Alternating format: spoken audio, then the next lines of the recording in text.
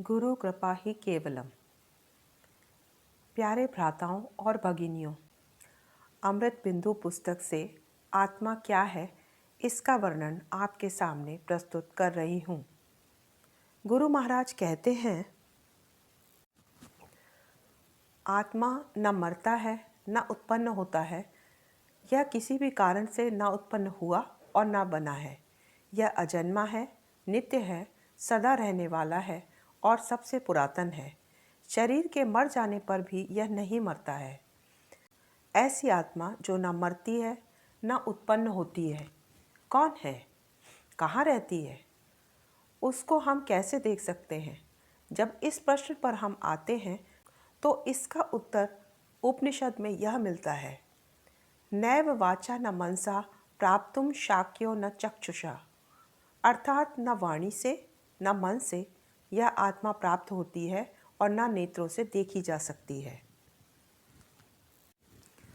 जो वस्तु देखी नहीं जा सकती, सुनी नहीं जा सकती, स्पर्श नहीं की जा सकती, उसके विषय में कोई क्या कहे और कैसे कहे? अनिवार्य है कि फिर कथन में कैसे आएगी, और जो कथन में नहीं आएगी उसके लिए कोई लिखने को शब्द कहाँ से लाएगा? और यदि शब्द उसने गढ़ लिए तो दूसरा समझेगा क्या?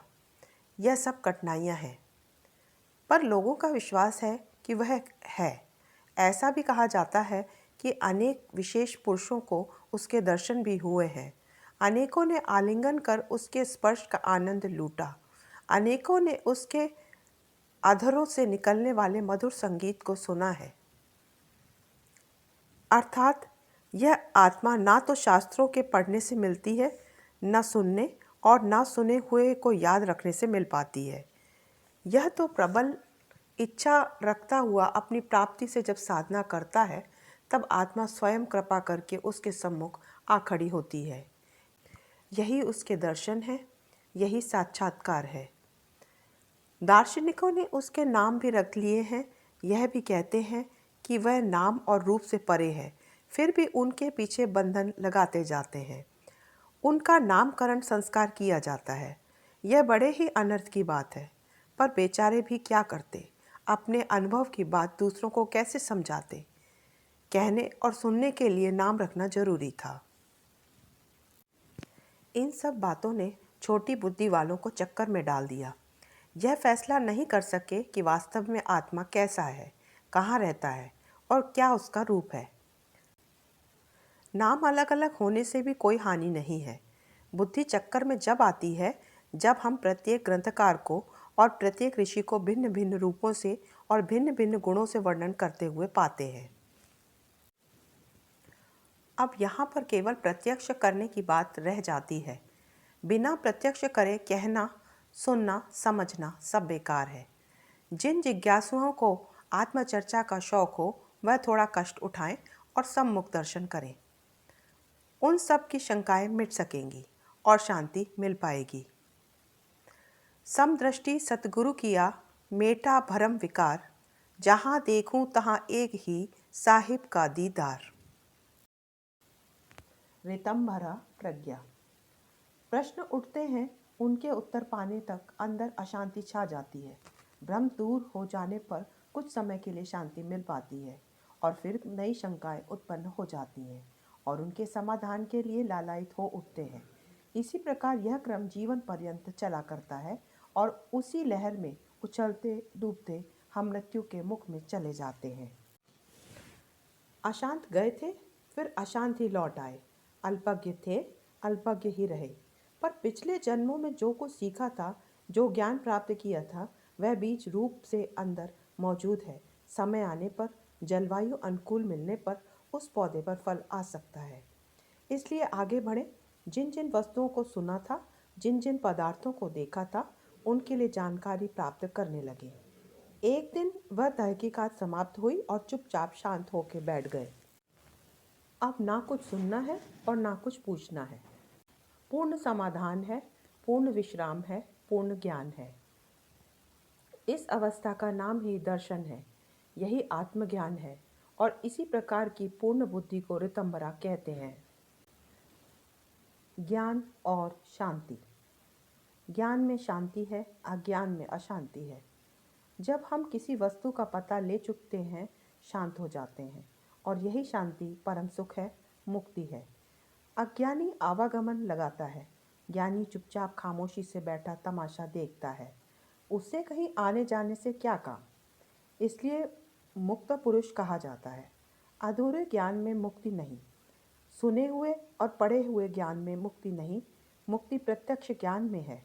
इसलिए आवश्यकता है ऐसे ज्ञान की जो बाहरी जगत का ही ना हो, बल्कि आंतरिक और कारण जगत का भी हो। अधूरे ज्ञान में अमरत्व नहीं है, अनन्य सुख नहीं है, हर्ष और शांति भी नहीं है। ज्ञान कैसे हो? कुछ लोगों को इसकी धुनी सवार हुई। एक वस्तु को वैज्ञानिक रीति से खोज करने लगे, कुछ पता लगाया, पर वह जीवन पर्यंत अपने छोटे से देश की वस्तुओं के एक कोने को भी पूरा नहीं कर पाए, जब तक चल बसे। दूसरे आए, कुछ उनकी लिखी लिखाई बातों को ठीक माना और कुछ अपने अनुभव से नई खोज लगाई है। उसी में जोड़कर उन्होंने भी रास्ता नापा।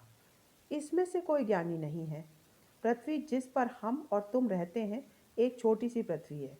इसी प्रकार के ब्रह्मांड में बेशुमार पृथ्वियां हैं। इन सब पृथ्वियों पर अनगिनत पदार्थ हैं, अनेकों प्रकार के प्राणी हैं, अनेक प्रकार के वृक्ष हैं। ज्ञानी को इन सब का ज्ञान होना चाहिए। करोड़ों जन्मों की आहुति देने पर भी यह ज्ञान यज्ञ उसका पूर्ण नहीं हो सकता, ना ही वह बन सकता है। ऋषियों की युक्ति। ऋषियों ने कहा, ऐसे सिर पर मारो, मर मिटोगे पर कुछ ज्ञान मिलेगा नहीं। यदि तुम्हें शांति और मुक्ति की तलाश है, ज्ञान प्राप्त करने के अभिलाषी हो, तो उसकी खोज करो, उससे मिलो जो इस सारे जगत को रचने वाला, नियंत्रण में रखने वाला और इसका अधिष्ठाता है। उस एक के जान लेने से ही इन सब का ज्ञान हो जाता है, और ऐसा ज्ञान कि जैसा तुम करोड़ जन्मों में भी अपनी कोशिश से नहीं प्राप्त कर सकते। यही एकमात्र उपाय है मुक्ति व शांति के लिए। दर्शन करो, तुम्हारी सारी कामनाएं पूर्ण होगी, तुम वासना रहित बन जाओगे। यही पूर्ण सुख है, यही अपूर्व आनंद है। चाह गई चिंता मिटी, मनुआ बेपरवाह, जाको कुछ ना चाहिए, सो ही शहंशाह। कठिनाई।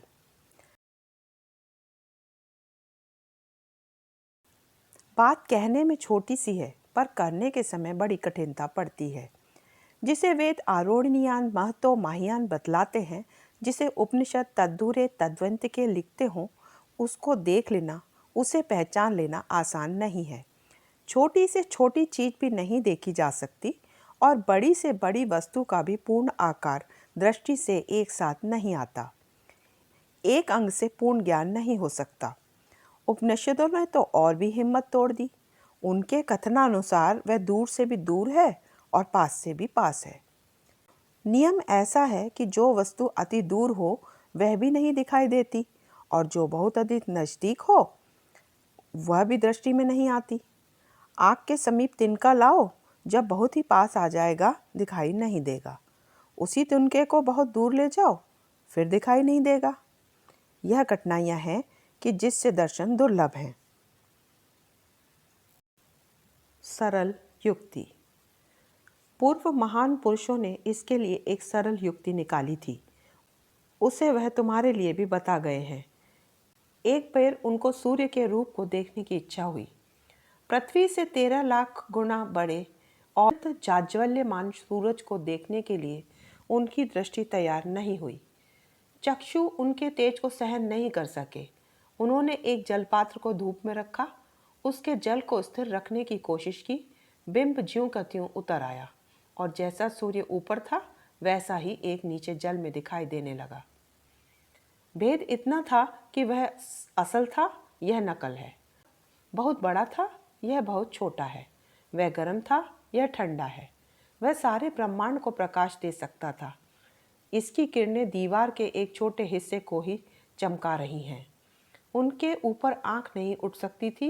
इसे बड़े आनंद से घंटों देख सकते हैं। परीक्षकों ने असल में मुंह मोड़ नकल में चित्त दिया, उसे अपने काम की वस्तु समझा, और इसी के द्वारा सूर्य संबंधी सारा ज्ञान प्राप्त कर लिया। पर ब्रह्म। एक समय था जब पृथ्वी के निवासियों ने सूर्य को ही ब्रह्म समझ लिया था, पर तहकीकात उससे आगे गई। उन्हें पता लगा सूर्य सबको जीवन और प्रकाश देता है, लेकिन आगे एक केंद्र है जिसमें करोड़ों सूर्यों से भी बढ़कर तेज है और करोड़ों चंद्रमाओं से भी बढ़ के शीतलता है। सूर्य स्वयं प्रज्वलित नहीं है, वह उस स्थान से शक्ति लेता रहता है, उसी के आधार पर स्थित हो अपना कार्य करता रहता है। सूर्य एक ही ब्रह्मांड को प्रकाश देता है और उसे संयम में रखता है, पर यह परम सूर्य अत्यंत ब्रह्मांडों का संचालन करता है और उन्हें स्थिर रखता है। सूर्य यदि ब्रह्म है तो वह परब्रह्म है। सरल साधन। बस यही एक बात हमारा साहस तोड़ने वाली है। हम अपने को असमर्थ समझ के ही इधर से मुख मोड़ बैठे हैं।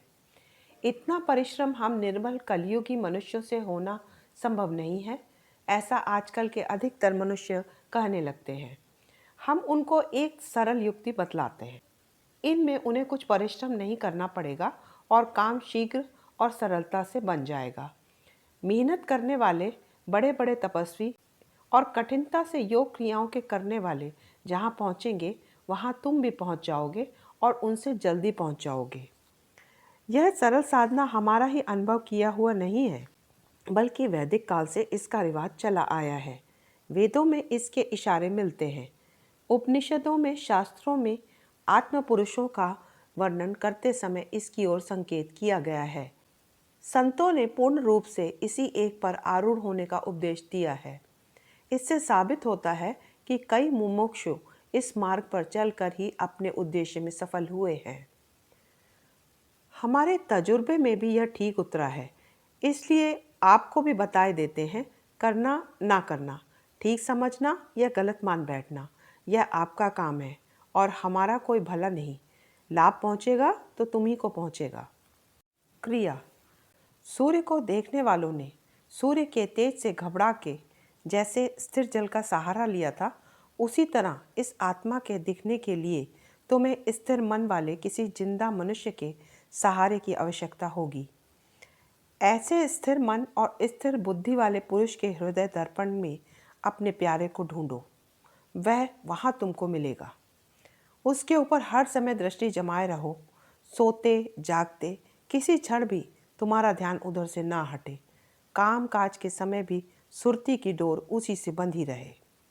जागृत में सुमिरन करो, सोबत में लौ लाए, सहजो एक रस ही रहे, तार टूट न जाए। यह एक सरल साधन है, बिना परिश्रम के ही हो सकता है। अगर इतना भी नहीं कर सके तो तुम्हारी तुम जानो। प्रथम विश्वास लाओ कि भक्त के अंदर भगवान है, वह हर समय उसके मन में विराजे रहते हैं।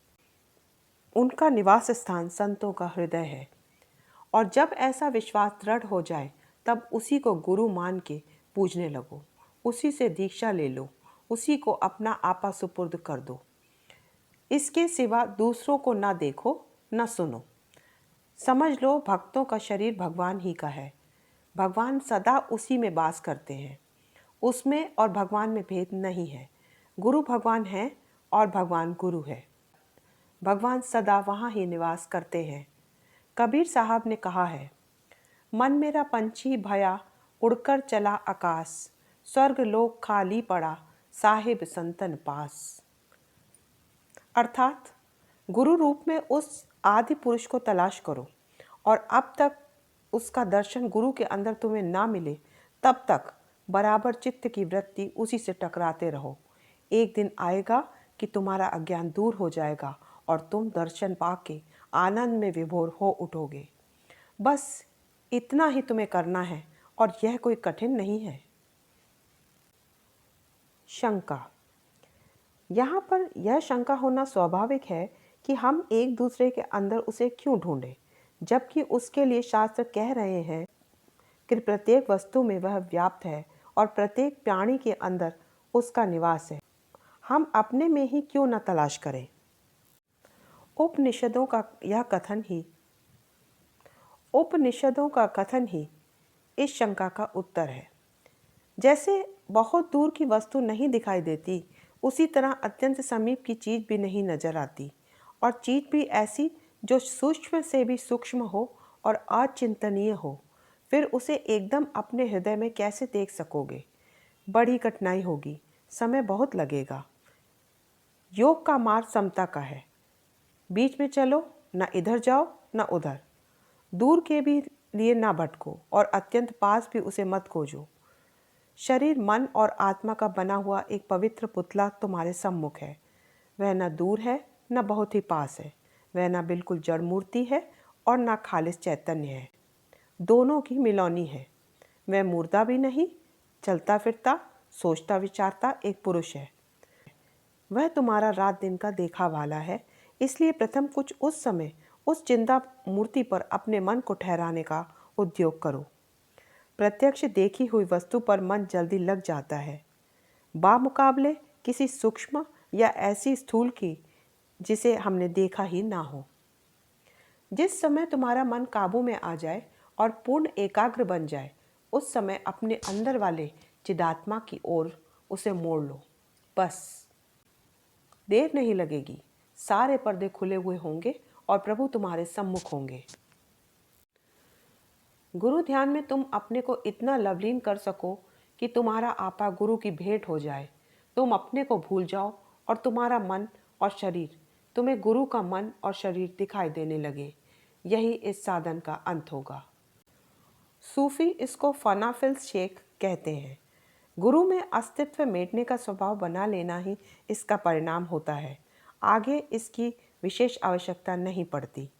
वर्षों गुजर जाएं, जब तक यह गति तुम्हें प्राप्त ना हो जाए, इसे मत छोड़ो। केवल इसी से बेड़ा पार है। यह सुगम और सर्वोपरि साधन है।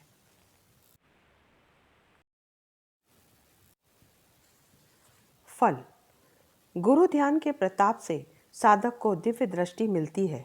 इस दिव्य दृष्टि से सूक्ष्म तत्वों को देख सकता है। दूर और समीप के सभी पदार्थ उसकी आंखों से ओझल नहीं रह सकते। उसे सारे भुवनों का ज्ञान हो सकता है। वह अपने और दूसरों के शरीर के अंदर का हाल जान सकता है। दूसरों के विचार उसके सम्मुख आकर नाचने लगते हैं। भूत भविष्य के दृश्य भी कभी कभी सामने आ खड़े होते हैं।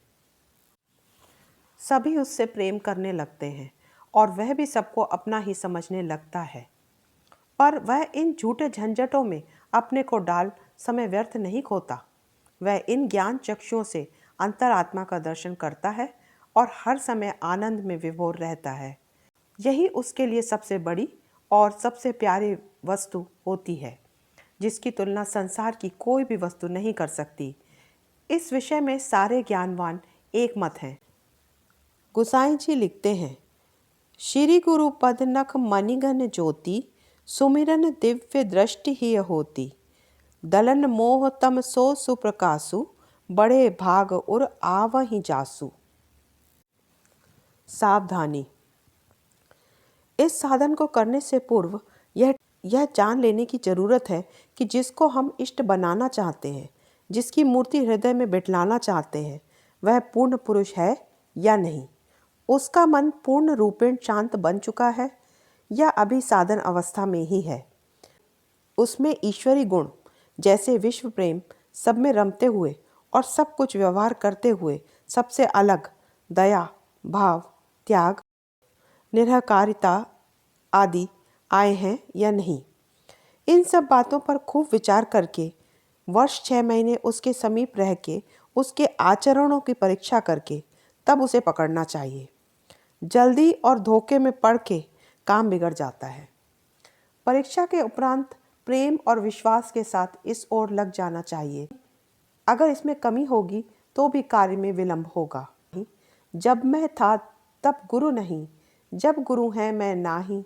प्रेम गली अति सागरी, जा में दो न समाही। ओम शम। आदरणीय सत्संगीजन, कृपया आप सभी मेरे इस चैनल को लाइक करें, सब्सक्राइब करें तथा शेयर करें। गुरु महाराज सदा सहाय।